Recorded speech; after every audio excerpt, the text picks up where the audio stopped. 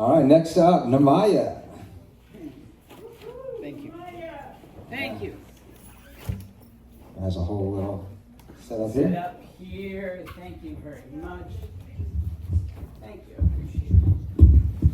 Please.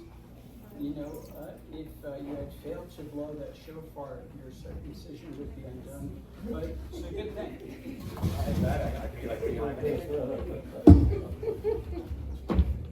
Sorry.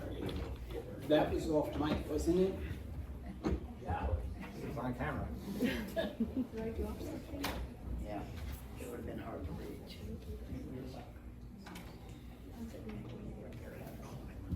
Good. I'm good. I am Namaya, jazz poet, storyteller. Wrong t-shirt. Preserve the bird, though. Preserve the bird! Right t-shirt. So I'm Namaya, I'm a storyteller performer. I will be traveling to Europe this summer doing stories there in Rome underneath the Federation of European Storytellers, which is a wonderful organization in Europe, and you get to meet a bunch of fine storytellers. Then Zoe and I will be in Zambia. And you might say, why Zambia? Does everybody know where Zambia is? No. It is tucked somewhere above South Africa. It used to be called, I think, Northern Rhodesia. Jim, is that correct? Thank you very much, my historian there. And the irony of it is I spent the last 2.5 years trying to get my new play, House of War, House of Glass, produced in Europe, but no luck. However, in Zambia, they have a rich theater and story tradition. So we will be in Kenya recording stories and also listening stories and performing there. And my new play will remarkably premiere in Lusaka, Zambia, which I love.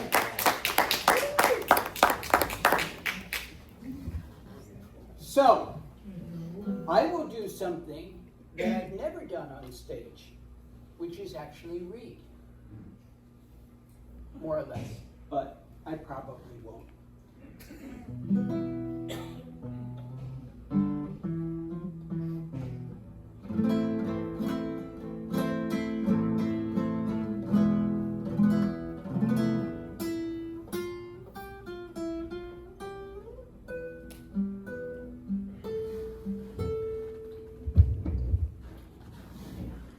My story begins with the sound of music.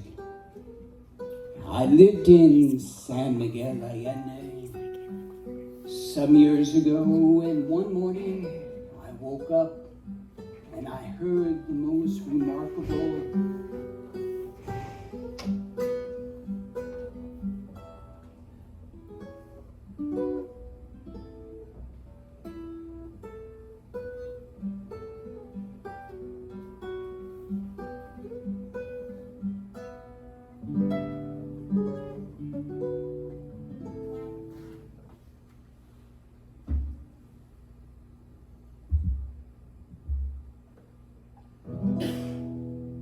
Who is that? Suddenly you hear a sound. Suddenly you hear a song that just stops you in its track. I was a music professor. I've listened to music and guitar all around the world, but there is something so striking when somebody just plays that one note. Perhaps think of it this way. For you jazz cats, it's like Charlie Parker playing the song, If I Should Lose You. Now, you may say this is a tangent, but Charlie Parker, the great musician, played a B flat. It was the most perfect B flat that ever existed. And the song began, If I Should Lose You. And that to me was the beginning of my story with the girl Lucia. You see, there in San Miguel Allende, I lived in the poorer part of town in the old quarter. One day, some weeks ago, a woman came in She moved into the neighborhood, and her daughter was there with a blue turban. It was a tiny little girl. She was maybe 6 years old, but she had a guitar case. It was the strangest thing, and I paid it no mind. But every morning at 6 o'clock, I would hear this beautiful start, this beautiful song.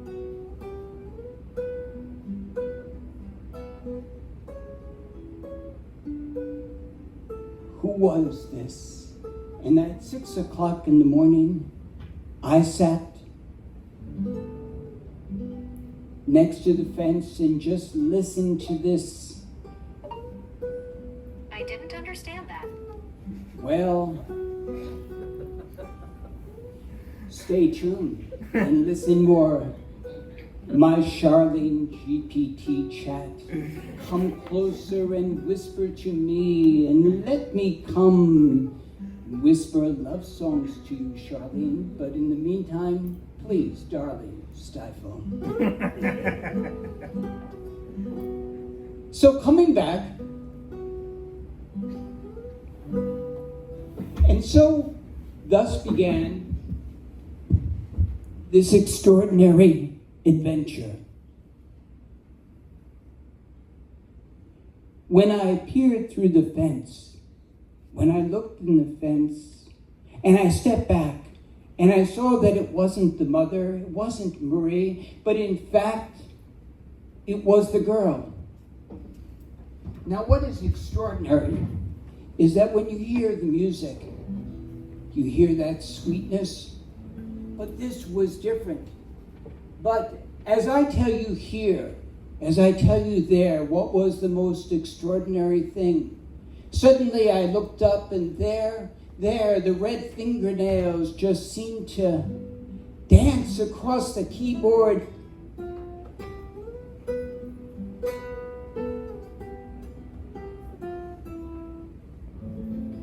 But this was even more remarkable because suddenly the wind blew back and all I saw was the red fingernails.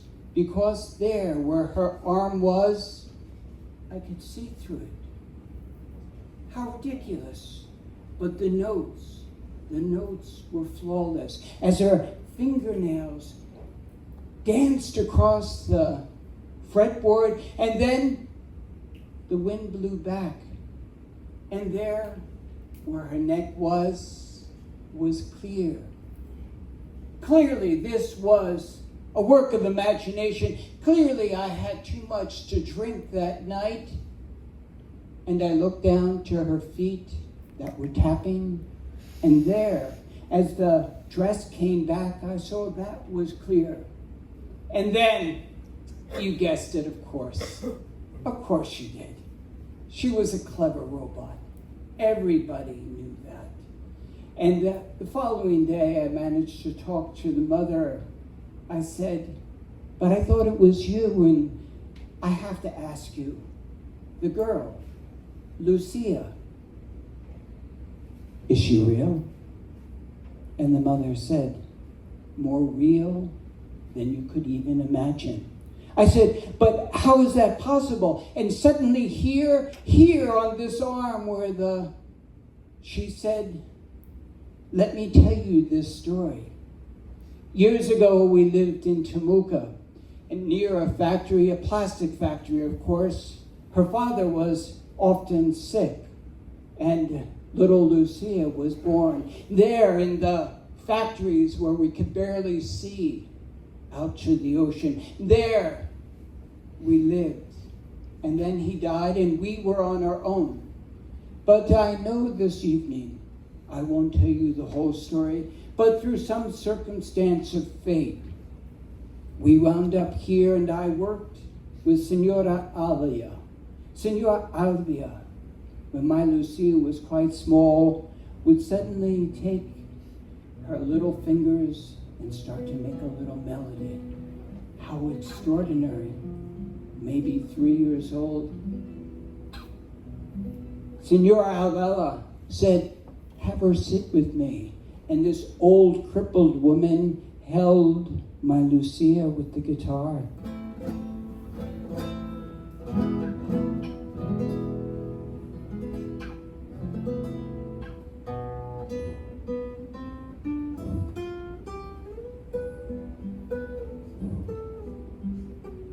These are the songs that filled the morning air, but how was it possible, Senora said? How was this little girl able to make this sound?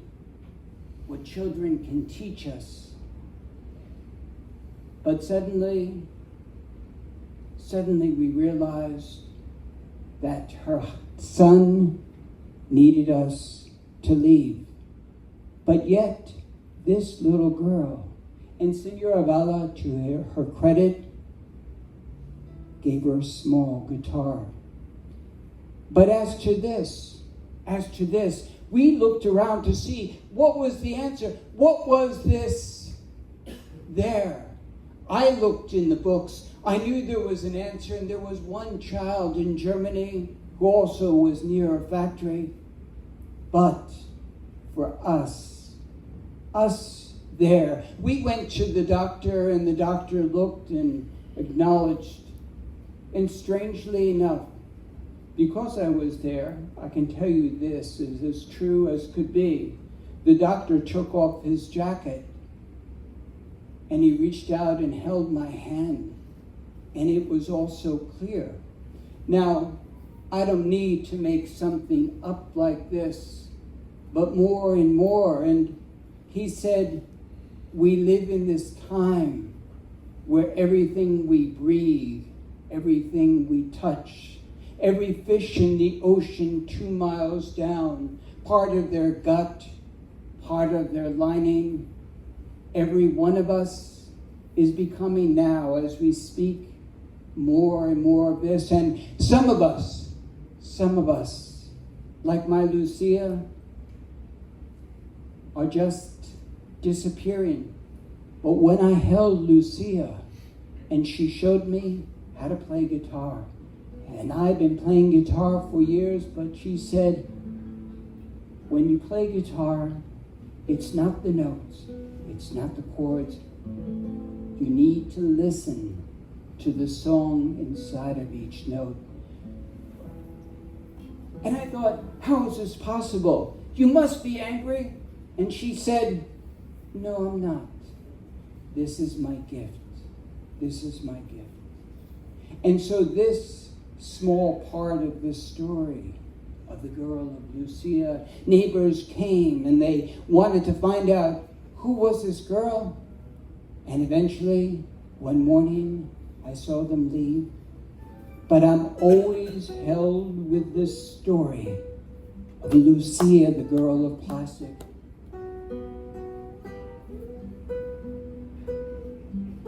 And the song,